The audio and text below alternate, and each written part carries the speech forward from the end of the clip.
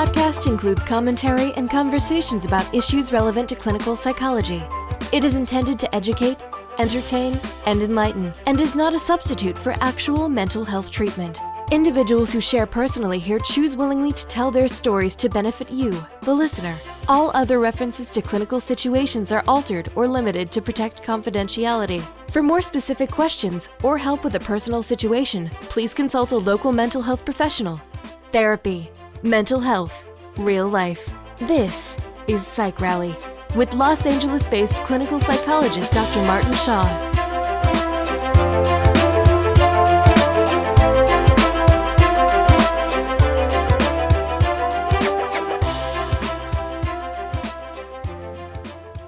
All right, hello and welcome back to the Rally. This is episode 14, and with me today is my guest, Sandi. And before I introduce her, I'd like to highlight an issue or phenomenon that has certainly been a central part of her life and her story, which you'll hear. But it's also an issue that I've gained a lot of interest and experience with in the last few years in my practice, and is one that I've really wanted to highlight on Psych Rally. So I'm grateful that Sandi's with us today and can help us give this issue some press, if you will, and that is gambling. Gambling addiction, and what was once called pathological gambling, now we often call problem gambling, and diagnostically we call gambling disorder. This is certainly not a new issue, but it's a growing one, as some form of gambling, even if it's just lottery, is now legal in 48 of the 50 United States, Hawaii and Utah being the accounting for the two naysayers. And, having lived most of my life in Southern California, we're striking distance from Las Vegas. There's a long history of casinos here, Commerce, Hawaiian Gardens, San Manuel, and the Santa Anita racetrack not far right in my backyard. And Arcadia is over 100 years old. So horse betting, there's a big tradition here. And then in the last 15 years, out in the desert communities, we've had Morongo, Pachanga, which have just exploded onto the scene. And it's very evident if you just pay attention driving around or on radio and television ads that the casino industry and advertisements have just, grown and exploded. Gambling is now at our fingertips with smartphones, apps, portals. Really just in the past year or two, I think, the sports betting community has experienced an explosion with daily fantasy sports. There's always been fantasy sports and drafts and leagues of rotisserie teams and all that for a long time. But now with FanDuel, DraftKings, sports betting can be even higher and faster risk and reward. So again, and this is also a big issue, by the way, in the growing Asian immigrant community and with various other immigrant groups, among whom sort of culturally gambling is a very common and accepted form of recreation.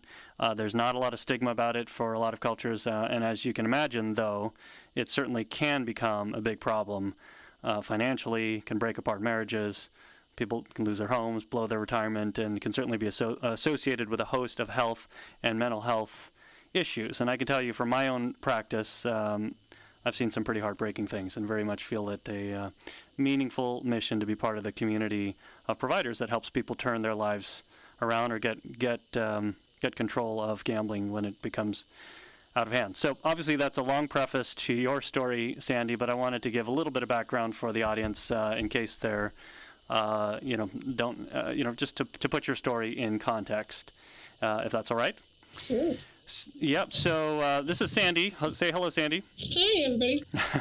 Tell our audience just a little bit about yourself today, what you're up to, how you spend your free time, where you are, and then we'll get a little bit into your story and relationship with gambling. All right. I am a recovering compulsive gambler is what I call myself.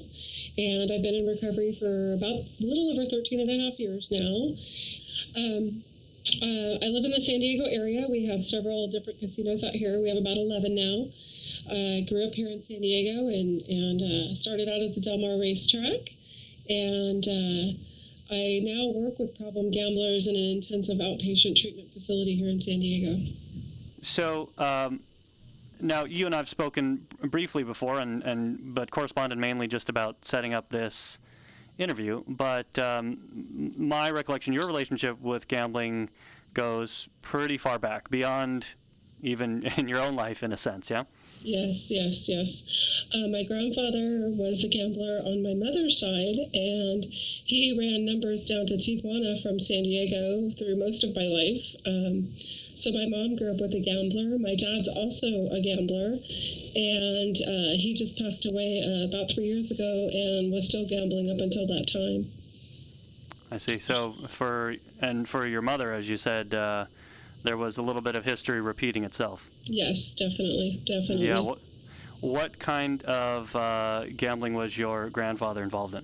My grandfather mostly liked the horses. You know, he would run numbers, and he also liked the horse racing at Del Mar, and pretty much stuck to just that. My father, on the other hand, liked it all. He taught me how to gamble when I was a young child. We had every Hoyle poker book laying around the house. All of our family trips were to Vegas and Laughlin and Reno and Atlantic City, and our whole lives were really revolved around gambling when I was younger as well as when I was older. So it was just part of what you did as a family, very normalized. It was fun. At least that was the association. Yes, definitely. Okay. And was there ever the message that this is something you want to be careful with? No, it was just something we always did. We had family poker games every Sunday night at my father's mother's house, and my grandfather would be at the head of the table. And I remember him joking because he never wanted to be the dealer, so he'd try to shove it off to somebody in the rest of the family so they would have to do the shuffling. So I remember that being a small kid. We would always do that on Sundays at my grandmother's house. Do you look back on those memories with positive feelings, or is it different now, kind of having gone through your own journey? I have to say it's different now. I can remember just family games even after bowling night with my father and his friends, and I remember having that, incomprehensible demoralization is what I would call it today, but back then I had no idea that's what it was. And I would lose my allowance and throw a tantrum on the floor, and I'd either get my dad to give me more money to play more. I mean, we're talking a first, second grader here. I see. So you, from a very young age, you were playing poker. What else were you yourself involved in? Poker and blackjack, mostly when I was a kid. That's pretty much all I played with the family. We played Texas Hold'em, variety of poker games, and that evolved over time too. And when I was also really young, we would go to the racetrack, and I wouldn't be allowed to bet yet. My parents would place bets for me, but I remember my brother and I running all over the Del Mar racetrack, picking up tickets, hoping to find a winner that somebody had left on the ground or something. It's so interesting to think of two young kids running around the racetrack where there's all sorts of other stuff going on and people getting in trouble with their money, but you're two innocent kids. Absolutely. In a sense, so trying to get tickets and get a prize. Absolutely, and even back then, you could bring your own coolers in, so there was a lot of alcoholism going on out at the racetrack, and looking at it now, when I've seen it as an adult, I would not want my kids running around there. Yeah. So, and you mentioned your mother was sort of part of this, but gambling was, for herself, not a major issue? Well, my mother was diagnosed bipolar when I was about 9 years old, and her thing was escaping her life through fantasy. So she loved the fantasy of my father being, Maverick and coming to her rescue with the big win and things like that. So she played into the fantasy as much as my father did as the gambler. I see. From sort of a supporting cast kind of role. Exactly. Yeah, it served a role whether or not she was the one placing the bets, yeah? Yes. And all of her books, when I was growing up, she would read the romance novels where the gambler was the big winner and came to the rescue and supported the woman and made everything all better. I see. It was unconventional Disney fantasy. Yes, very much so. So, and as you grew up, I mean, did your exposure to gambling, did your own sense of what it meant to you or what purpose it might serve to you, how did that develop? It's interesting. I remember I had gone up to Los Angeles and had attended a cousin's wedding. It was my second cousin, and there was a poker game after the wedding with the father, who was also a gambler, and he was an uncle of mine who was a big Indian chief from Oklahoma, and I got to play in the game with all the older men, and I was 13. And I won. I took all of their money, and my grandmother rode the train home with me and told me how proud she was, especially because she didn't like her sister, and I took all her sister's husband's money. So she thought that You got him. Yes. Great job. Yes, and I got kudos all the way home. So that was it was a very good feeling for me. Interesting. Yeah. Well, and to be 13, when you're really starting to wrestle with a lot of identity things and self-esteem and self-image, and I just have to think to have such a positive experience. Absolutely. I'm a young girl and I'm taking this money from all these uncles. Wow, what a rush. Yes. And it happened again about 6 months later. My parents had taken me to Vegas, and we were at the Hotel Continental, which is kind of a dive hotel, I guess, by Vegas standards today. And I was gambling at a slot machine, and I looked older for my age, which wasn't helpful either. And my mom would be gambling in the slot machine row with me. My dad was at the poker table or blackjack table across from me. And they both thought it was funny, and the security guard was flirting with me. And I was 13 then, and they just let me gamble. If you had looked your age, more likely to raise some eyebrows or say you're not supposed to be in here, young lady, right? Right. I see. But because you looked older and drew some attention, you drew a different kind of attention, put it that way. Yes, I did. And my brother was 6 years older than I was, but he had a baby face, so he got escorted out. And I was 13 and didn't, just because I looked and acted a little more mature than he did. I see. So you're a teenager, you're well exposed to cards, to horse betting, you've played some slots, casino is a second home. Mm-hmm. Yeah? Definitely. And it took a while for that to develop, because back in that day in San Diego, we just had the tents. So there was really just bingo and the pull tabs. And that wasn't exciting enough for me. So I really spent a lot of time taking trips to Vegas with friends and gambling there and taking a lot of money. And I always had to have a lot to even go. And then it was when the casinos moved in here that my life changed. When Pachanga built up and Paula built up and Verona built up, that it actually became a real problem for me, where I could no longer control myself. So you're talking about also that, I guess, earlier on, I'm guessing as a young adult, you had to travel a little bit more. Gambling was not as accessible. Correct. But then when the casino industry started developing, what are we talking about, 20 years ago, 30 years ago? About 15 to 20 years ago. Mm-hmm. In outside, more on the outskirts of San Diego? Yes. Yeah. So what did that do for you? It gave me a place to go with my father, and we would go there regularly. We went there at least weekly, and I was an adult by now. And we would go there, and I'd watch him at the Pai Gow table with a lot of the Asian women hanging on him and calling him Papa. And I wanted to be the big shot like my father, and he played it off so well, and he managed to hold his responsibilities together. And this is how I saw it then, not necessarily how I see it now. And then it wasn't until 2001 that he was caught embezzling from his company. And what were the details of that scandal? The owners were changing, and he had been the vice president of this company for a long, long time. And when they were turning over the finances to the new owners, a lot of things were discovered, and they discovered he had taken from the company. And we're going to throw him in jail, and then said, well, if you can pay it back. So my mom and dad sold their home to pay it back, and then we all moved into a small apartment together so I could help support them in their elderly age. While my father was waiting, because I think he was 61, so he needed another year to get Social Security to be able to become self-supporting again. I see. And at this point, you were about how old? 33. 33, and you're the sort of breadwinner for yourself and your parents, trying to work everyone's way out of a pretty big hole here. Yes. And there's some unhappy people chasing your dad down.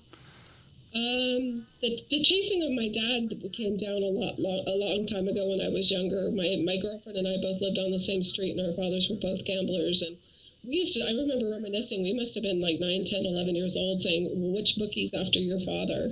Because they used to play cards down on the boulevard here in San Diego in the card rooms before the casinos got large.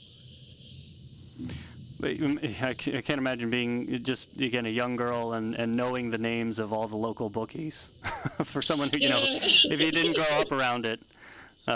So you had some inner circle knowledge there, yeah? Definitely. Mm-hmm. So sorry, we're going back. We were talking about Pachanga and some of the other larger casinos that moved in outside of San Diego. So now it's right in your backyard. Yes, and now it's on. I'm going weekly with my father, and we got to the point where we couldn't even drive the same cars because if one of us was losing or winning, we didn't want to have to give the other one our money. And we weren't even like father-daughter going out. We were just like two gamblers going, and the minute we hit the casino, we were in different directions.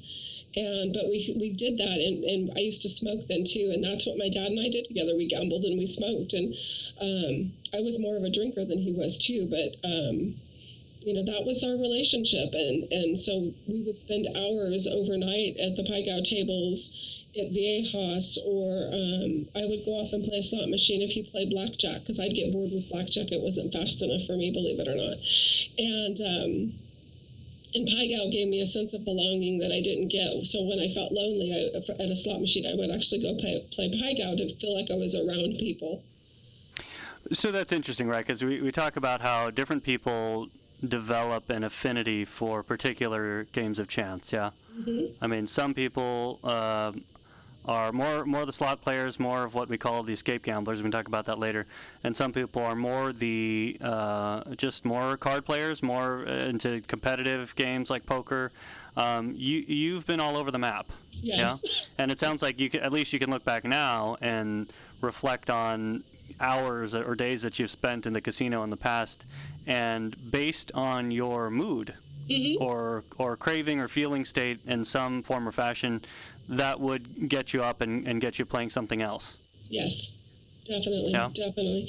And when I wanted to escape, I found the best were the slot machines, to just zone out, become one with my machine, and actually get really angry if people would even watch me play. If you mean like just a spectator, someone you didn't know? Oh, yeah, they would be bad luck, or get away from my machine, what are you looking at? Because if they were watching me, I think the shame would come up a little bit, because I knew what I was doing wasn't good for me. And so when they would watch me, I'd get really agitated. So, and you describe it as an escape. So we use that term escape gambler oftentimes for people who play games like slots. And you said you becoming one with the machine. Yes. Same, like what would be going on for you when you would say, I want to play a slot? I would just want to zone out. I wouldn't want to feel anything. I wouldn't want to think about anything. I just really wanted to get away and just not be present at all. Or something would be going on that would be too overwhelming, or you were under distress? Later on, yes. It was always my coping mechanism for just about everything. So I never felt it get really acute until probably my last year. And it became my escape from just feeling. I was actually dating a man who was completely not available to me. And he was kind of an alcoholic skirt chaser kind of guy. And he would leave for weekends at a time, and it didn't matter if it cost me $20 at a slot machine or $20,000 at a slot machine over the weekend. What I was really wanting was for him to come look for me, because I was tired of going to chase and look for him, because I had a lot of pretty significant codependent things going on too underneath. Mm-hmm. Right. So now, my understanding, you were telling me this was actually you had already started some recovery at this point. No, not yet. Oh, this is a different. Okay, so we'll get there. It's the same person, but the recovery hadn't started yet. That was kind of going on for a long, long time. I see. I was always living on that edge of I'm 89 days late on every payment. I'm always worried that other shoe's going to drop. I'm worried about what everybody thinks of me. I'm feeling like a failure. I'm 30-something years old, and I've not done anything I set out to do. What's wrong with me? I've already got 3 divorces under my belt. I'm a piece of... Probably can't say it on here. And, you can, but anyway. So lots of negative voices, put it that way. Yes, exactly. Yeah. Exactly. So that's kind of what led up to what happened in 2002. And in October 2002, as single mother of 2 children, still living with an unavailable man. And then I was diagnosed with COPD emphysema, and my doctor said, you're not going to live long enough to see your daughter graduate. And that put me into a deep, deep, dark depression. That's tough news to hear. Yeah, and that's when I really tried to solve all my problems in the casino. I was looking for fast money to, make sure my children were taken care of, trying to sort it all out emotionally, which I just couldn't do. I was really overwhelmed at that point. Prior to that period, did you see gambling as a way to make money fast? Not really. It was just entertainment. It was still on the edge entertainment for me. Like I said, I was always late on everything and just trying to hang on. That's what I always felt like. I was just trying to hang on. Right, but I guess there was enough money going around that we could still be rationalized as recreation. I could figure it out. Yeah, you're getting by somehow, yeah? Yes, I could always figure it out. If it was robbing Peter to pay Paul, opening up another credit card account, I always found a way to get more money. And this last time, there was nothing I could do to undo what I had done. Mm-hmm. The last time being when you were diagnosed with COPD? Yeah, in the last 2 months, I went on a spending spree that put me in the hole for 12 years. Yikes. And how old were your kids when you were diagnosed? They would have been 11 and 15. Oh. So, high stakes time. Mm-hmm. And yes. As I know, that we often see, gambling is one of those things where when the stress is high, I suppose a lot of things work this way, but the decisions we make to try to get out of it become less and less based on reason. Yeah. Correct. Yeah. It was so all maybe emotion. more all emotion and maybe more gambling is the answer to get out of this hole. Correct. Yeah. Didn't work too well though. Yeah.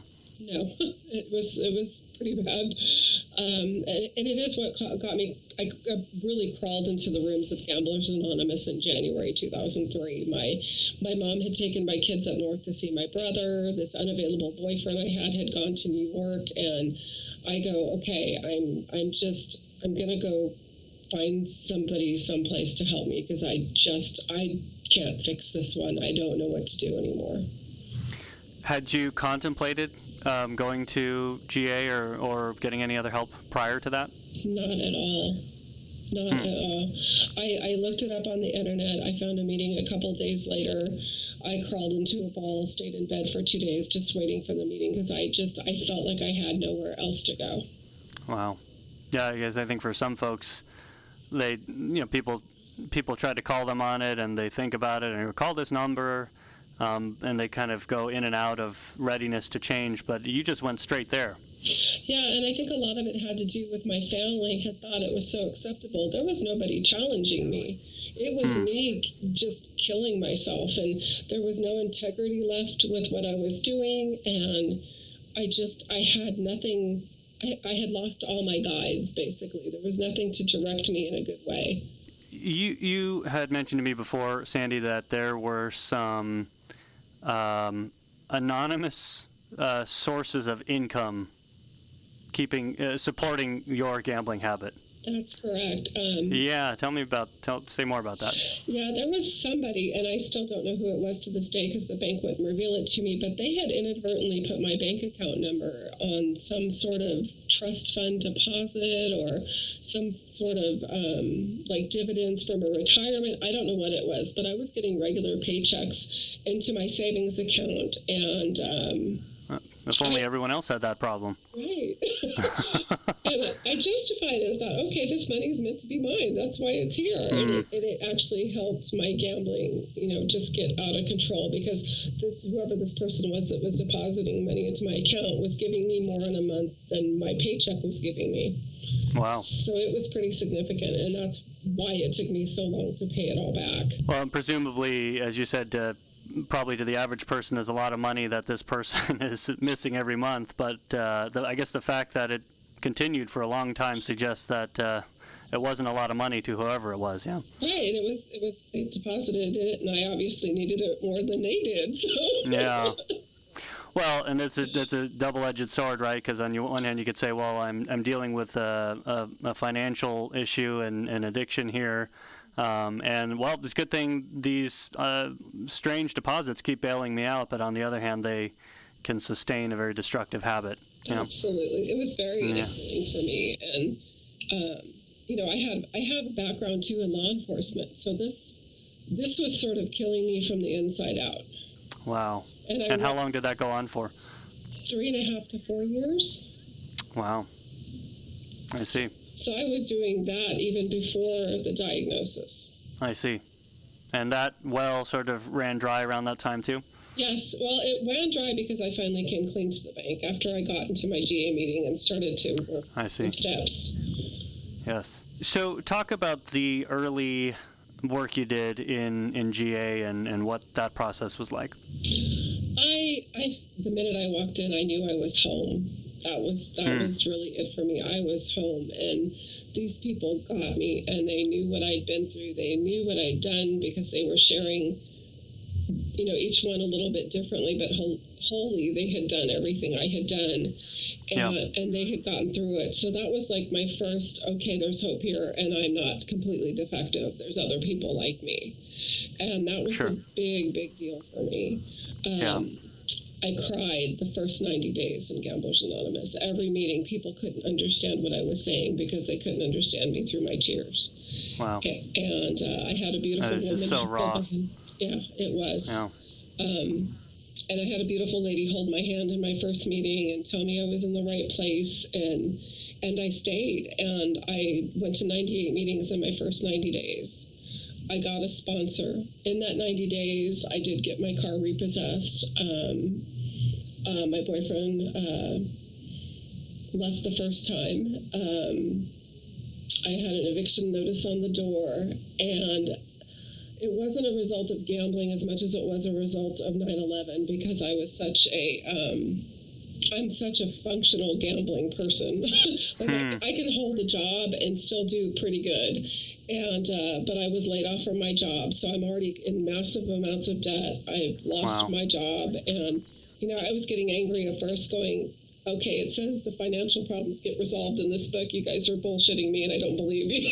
And I started to struggle, but that's when I started to feel again for the first time, and I had trouble because there were emotions because I had been gambling since I was so young that I couldn't even identify. If you asked me what I was feeling, I'd look at you and go, I don't know what it is, but it causes this. And I would point to my face and tears would be rolling. I don't know if I'm happy, sad, joyful, angry. Interesting. I don't know.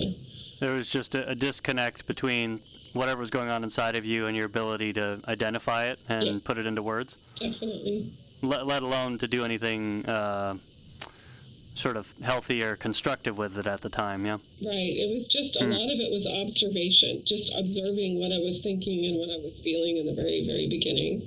Right.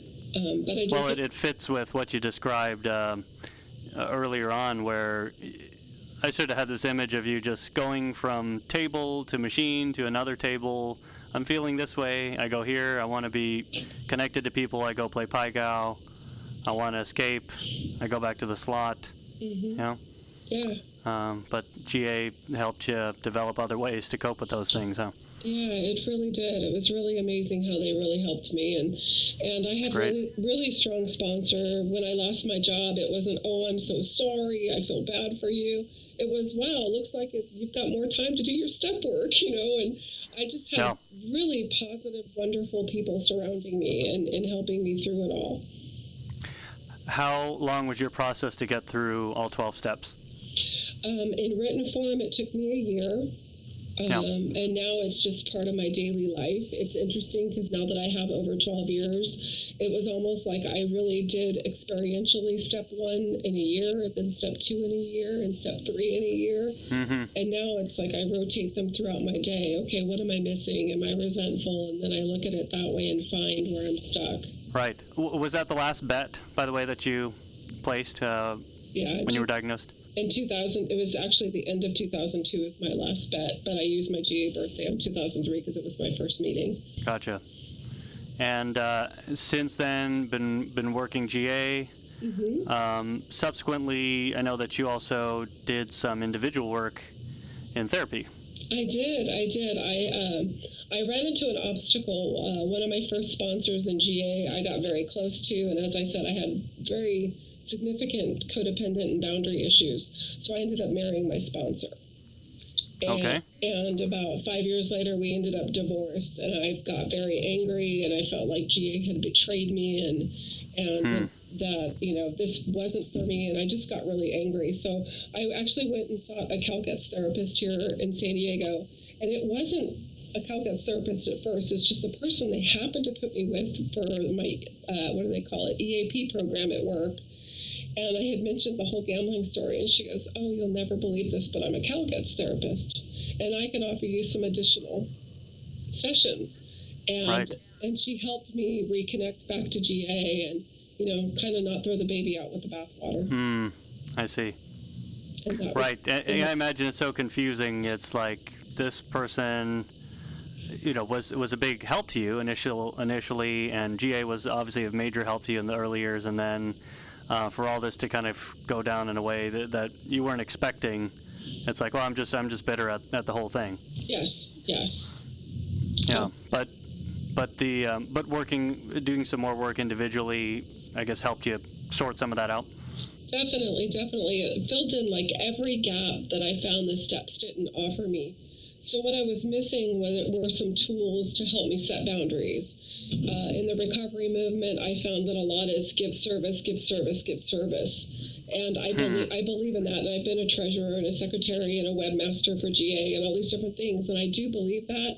But I also believe as a woman, for me, I feel like I say yes too much. So I needed just somebody to help me learn how to say no. Do you feel that is... I guess in your case, you said you had to kind of develop the guidance or the ability to set boundaries later on outside of GA. Do you feel like that's something that GA needs to focus on more, particularly for women, or just in general? I think in general, it's good because a lot of times, being just the social history of women, we've been more in a role of we do for others. The man brings home the paycheck in the traditional household, and the woman does everything else. And I had to learn how to say no. I was a big people pleaser, and my image was just so important to me. I had to keep up. It's like the Anjali commercial. Well, I'm glad you're not trying to do that anymore. No, I'm not. Yeah. I'm just trying to be me. And I kind of now am a follower of Brene Brown, so I really try. Yeah. I don't try to puff up, and I don't try to shrink. I just try to stay even and be authentic no matter where I go. Yes. Have some compassion for yourself in any state that you have. Yes, definitely.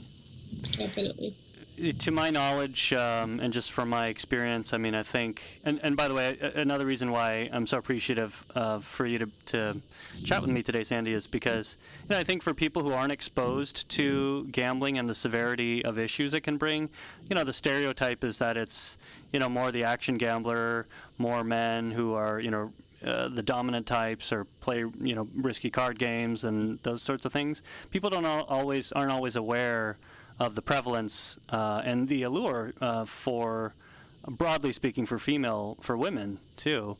And to my knowledge, I think having worked with some women, female gamblers, right, it's that casinos are a relatively safe place for women. Right. There's lights. There's lots of other people. There's security. There may even be escorts to your car. It can be seen as recreation. Without the stigma. And for some folks, it can be a way to, and tell me if you relate to this, but sort of, rebel against, traditional feminine roles or obligations. Was that something that you ever felt was a draw for you? Not as much as I just wanted to take the edge off. I really just didn't want to be me, in my daily life. I didn't want all that responsibility. And in fact, it's making me recall, and this is probably a horrible, horrible thing to say to your child, but my kids, I would always want to gamble on Mother's Day. And my kids were like, "Why, Mommy? Why? It's Mother's Day. We want to spend time with you." And I remember one time telling my daughter, "I have to spend every freaking day with you. This is the one day I have to myself." And I think that's also, part of the single mom part of me is like, I didn't have a man in my life to take any of that on. I just felt overwhelmed. Yeah. It taps a nerve, too, when you think about the impact of your journey and gambling and Mother's Day and what you wanted to do on Mother's Day. You think about your kids, yeah? Mm-hmm. Absolutely. And as far as the impact of the kids go, I am more in touch with what happened to my kids, as far as gambling goes. My daughter's been to meetings with me, and my daughter and I have done the GA Gamanon kind of talks before. Oh, that's great. On how to rebuild trust. And an example she always gives is when I got early on in recovery, she was in a meeting with me, and I was floored when I heard this come out of her mouth because I never thought about it because I'm selfish and self-centered. And she said, yeah, my mom used to tell me and my brother she was going to the grocery store, and it would be like 6 hours later, and she wouldn't come back with any groceries. We really thought she was just hoarding food in the car. So it made me realize that these kids, and even me with my father, we start making up stories just to make it all make sense because our parents aren't honest with us about what they're doing. Mm-hmm. Right, and the fiction, the stories that a young one can create, that can be, ugly or twisted in its own ways too. But it's not even accurate to what you were really dealing with or what you were going through. Right. Yeah. Well, you've done a lot of work to repair things and get on the same page and be open about it with your kids, is my understanding, yeah? Yes, they know pretty much all of it, every sort of detail, except for some of the things that still probably aren't appropriate for them to know. But my son and my daughter and I, we all have really good relationships. My daughter lets me hang out with my grandbaby, which makes me very happy because when I think about the things I did as a parent when I didn't understand what this disease was doing to me, there's a part of me that goes, wow, you're lucky you get to be a grandparent to your grandchild. Oh. Where the story's at now is much better and probably feels miraculous considering some of the bumps along the journey, huh? Absolutely. I'm always delighted to hear when things go in that direction because I imagine at a number of moments they could have ended up somewhere else. Definitely, and there were a lot of those, breakdowns or whatever that I had to go through, and I think honestly it was a ripping part of my ego just to make me right size so I could hear the things I needed to hear and listen to it because I was in deep denial for a long time.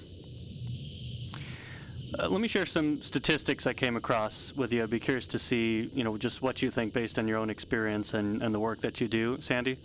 Mm-hmm. That 35% of women with who are problem gamblers are married to chemically dependent men or spouses, and rates of substance abuse for women are 2 to 3 times higher if they have a gambling problem. Now, you alluded to some of that, what you were sharing earlier, but why do you suppose that might be? Well, I think in my case, I was always with unavailable people, and I would have to check out. Gambling was my go-to; it's my number one. But there was a time when I was commuting from Temecula to San Diego to work, and I was trying to get my bachelor's degree at National University, and every month when I would get paid, I would go straight to the casino. And then when the money ended, I would go straight to the bar because my best friend was a bartender. And I would just try to stay numb because I didn't want to see what I was doing. I didn't want to feel what I was doing. And because of my graduate school and my job, I was able to keep up apperances, So wow, yeah. I can see why we would, people would do that and need the alcohol to cover up the gambling because the problems don't come from a gambler's perspective until the money runs out. Right. I even say money itself is the trigger to gamble. Definitely. Yeah. But as you said, it's like I can follow one addiction with another. Yes. Right. It's the point is to feel numb, and gambling is the primary go-to, as you said. Mm-hmm. But if I'm not able to do that, and I'm also dealing with whatever fallout or losses I've suffered from it, well, now what do I do? Absolutely. I've fortunately had a friend who was, fortunately or unfortunately, I guess we could say, you had a friend who worked in a bar, yeah? Yes. And she kept me in drinking every night, and then it was just I would keep going until it was payday again and start my cycle all over. Have you had to attend AA as well? Yes, I have. I just actually got back from the convention, the Southern California convention this past weekend. I am very active in my recovery. Yes. Been a couple of forms of 12-step programs, and therapy. Yes. Now, it's interesting that you talked about how 12-step got you on the right track and was very helpful, but the complement of therapy sort of complemented it in a more powerful way. And I can tell you that I've seen that time and time again in my practice from both ends. People that have been in 12-step and then were benefiting definitely, but when they got into therapy, it's like things just took off at a different level. And then definitely a number of people I've worked with for an extended period that I felt were making good progress, but not as quickly as there was a sense that they could be doing more powerfully, more quickly. And then when they got into a 12-step group, if that was appropriate for them, it was like boom. There was something magical about the combination. Yeah. Why do you? So I mean, you talked about your experience, but why do you suppose that is? Well, for me, Gamblers Anonymous gives me the community. It gives me the family. It gives me a different family than the family I have, because as much as I love my biological family, they still all gamble, and they're fine with that, and I don't want to judge that. So I just take care of myself, and I've kind of had to find a second family to feel that safety, feel that comfort, and get the love I've always wanted. Right. So it's I suppose there's something about the targeted help you can get one-on-one from a therapist who's not a sponsor. Right. I mean, like a sponsor plays another role. Right. But it's still one-on-one, and that has both its unique benefits as well as its limitations from when you're part of a community, a family. We're all trying to stay sober or be abstinent together, yeah? Yeah, and I think, too, when you're talking about working the steps and you're sponsoring people, because now I'm a sponsor, too, I don't get into marriage and family therapy with my clients. I don't help them solve those things. And for me, gambling is a family issue. It's not just the gambler. If you want things to get better, getting the family involved is way more important. And sponsors really don't do that.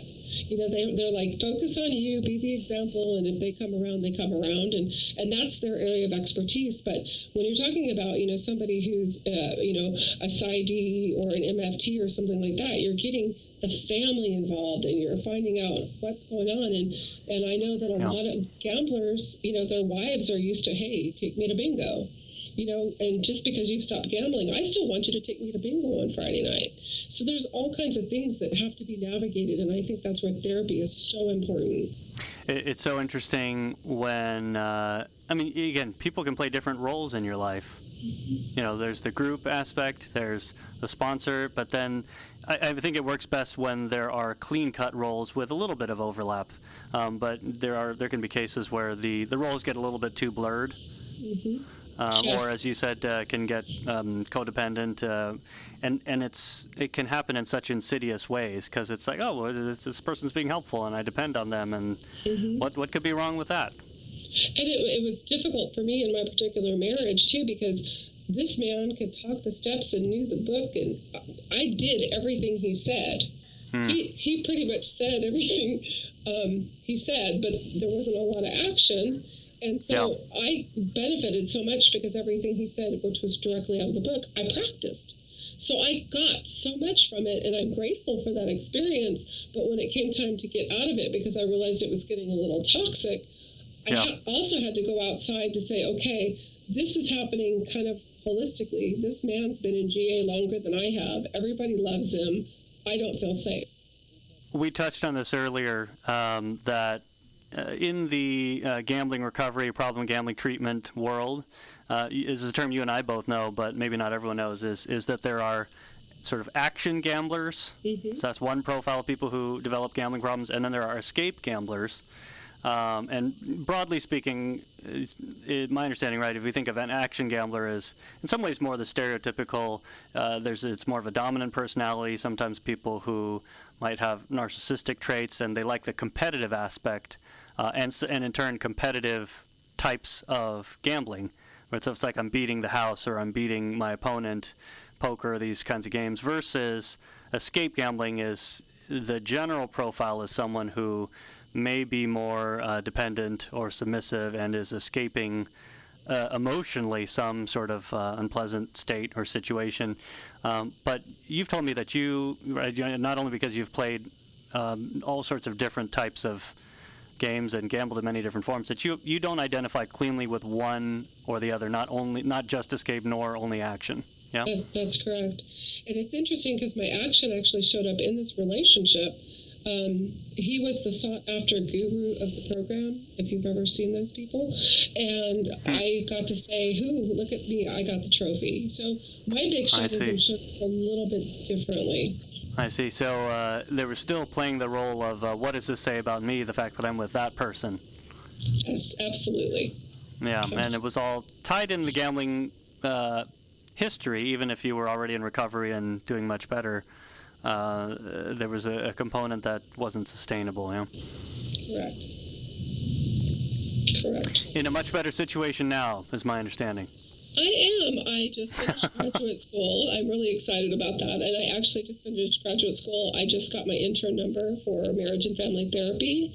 Congratulations. Thank you. I'm very happily married to a wonderful man who is in recovery. And we go to conventions together and we help people together. And, I've got a partner to do this way of life with me, and I wouldn't change it for anything. My kids are happy. If you ask them what our relationship is today, they would use the term repaired. I think you mentioned that earlier. And they see our family that way. And now we all talk and have great conversations that are about feelings. And that was one of the things I discovered along my process is that my parents didn't believe in feelings. And that was one of the labels I carried for a long, long time is, that I'll give you something to cry about, that kind of thing.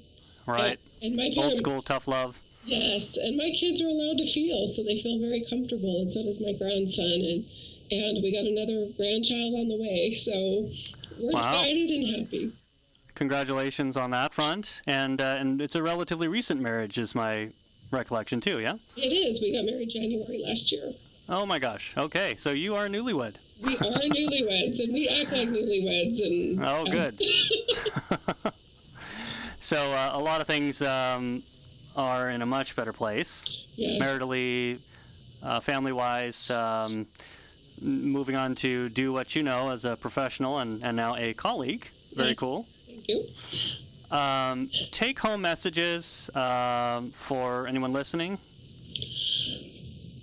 Give the programs a chance. Take everything you can from anybody you can. As far as recovery goes, for me, the hardest thing to do was to ask for help. And I just want to let you know it is okay to ask for help, no matter where you come from, what culture you are, what sex, whatever you are. You're a human and you deserve love and belonging, and go find it. And no shame in reaching out for help, yeah? Not at all. And in any particular books, resources that you'd like to highlight for anyone listening who maybe themselves or someone they know is dealing with a gambling issue? I actually love the one from the rabbi at Beit Teshuva, The Holy Thief. That is a phenomenal book. The Craving Brain is also another good book to read and understand how the brain works. I'm finding out, because I took it all on faith, 13 years ago, but science is now proving that we do have a brain problem, and there's some things that happened with that took the shame stigma out of what my choices were before, but it empowered me to say, okay, I've got a plan now to take care of myself. Now it's my job to take care of myself. Yes, please do. And then when we're taking care of ourselves, we're in a much better position to benefit others as well. Absolutely. Yeah. I imagine there was a time, perhaps, 5, 7, 10 years ago, 13 years ago, where talking about a lot of these things with someone like me, this is not a therapy session, but it's a conversation about your personal story, that would have been very difficult or even triggering. Yeah. Definitely. And when I first got to Gamblers Anonymous in 2003, I could not talk in front of people. And that was why I chose computer programming as a career. I wanted to hide. I didn't want people to see me. I didn't want to talk about anything. And now I give presentations at work and do all kinds of things in the public. And yeah, it's amazing. The transformation has been amazing for me. I am not the person I was 14 years ago. Yeah, and as you said, and maybe this is another take-home, is that feelings do exist. Yes, they do. Boy, do they, yeah. Even if you can't see them, per se. Yeah, and a big one for me, now that you're asking me what a takeaway is yeah. I had to learn that my feelings were not facts. Yes, right. They would drive me to do some really stupid things. Feelings and the thoughts that we attach to those feelings aren't facts either. Yes. Yeah. Well, congratulations on all the good things going on in your life today, Sandi, and certainly on the, what are we talking, 13 years Yes. Do you use the term sobriety or abstinence? Abstinence. Abstinence, yes, right. Sobriety primarily with the substance. Yes. Congratulations. I appreciate you sharing your story here, and we will find other ways to collaborate in the work that both of us are doing to help the gambling community. So thank you for your time. Thank you for having me. I really appreciated being here today. My pleasure. There you heard from Sandi from San Diego, and that's another success story. I'm always delighted to hear a personal account of overcoming struggle and turning one's life around, and she's definitely been able to do that, and is now able to draw from her own experiences to help others in her own work, and also through sharing personally about her background with gambling here on Psych Rally. So I'd like to thank my guest, Sandi, again. You heard her mention CalGETS. That stands for California Gambling Education and Treatment Services.